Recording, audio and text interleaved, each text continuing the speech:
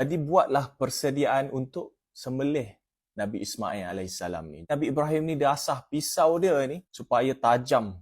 Dia bawalah Nabi Ismail pisau dengan tali ni untuk ikat Nabi Ismail ni. Apabila Nabi Ibrahim dengan Nabi Ismail ni nak pergi untuk sembelih Nabi Ismail ni, datanglah setan kepada Siti Hajar ni. Setan cakap dekat Siti Hajar ni, kau tengok tu, Nabi Ibrahim nak sembelih anak dia. Tengok apa Siti Hajar buat ni.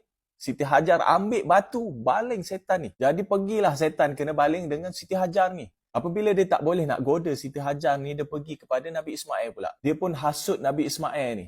Apa yang Nabi Ismail buat? Nabi Ismail ambil batu, baling pula setan ni. Larilah setan ni. Lepas tu, dia tak boleh nak goda Nabi Ismail ni, dia pergi kepada Nabi Ibrahim. Dia cakap, wahai Ibrahim, kau ni semua yang perintah Allah, semua kau taati. Ini dah melampau dah ni. Sampai nak bunuh anak ni. Nabi Ibrahim pun ambil batu juga, baling setan ni. Dan disebabkan keluarga ni tak nak dengar hasutan setan ini, itulah peristiwa ini kita buat sampailah hari kiamat. Kita melontar jamrah ni untuk memperingati peristiwa ini. Nabi Ibrahim ni nak sembelihlah Nabi Ismail ni. Nabi Ismail ni dia pesan kepada Nabi Ibrahim ni. 3 benda dia pesan. Yang pertama dia cakap, masa sembelih tu pusingkan muka aku ke belakang. Supaya bila kau nak sembelih tu, kau tak tengok muka aku, jadi kau tak kesian lah.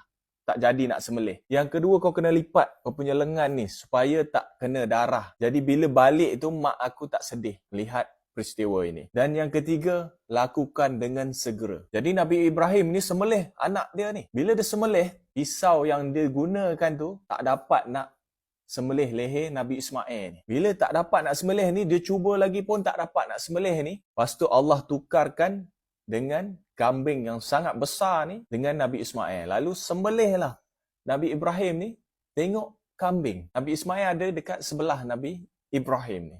Dan peristiwa ni sampai hari kiamat kita akan mengingati, iaitu peristiwa Hari Raya Korban kita. Jadi berlalu lagi hari, Allah Ta'ala perintahkan Nabi Ibrahim untuk membina Baitullah ni, bina Kaabah ni.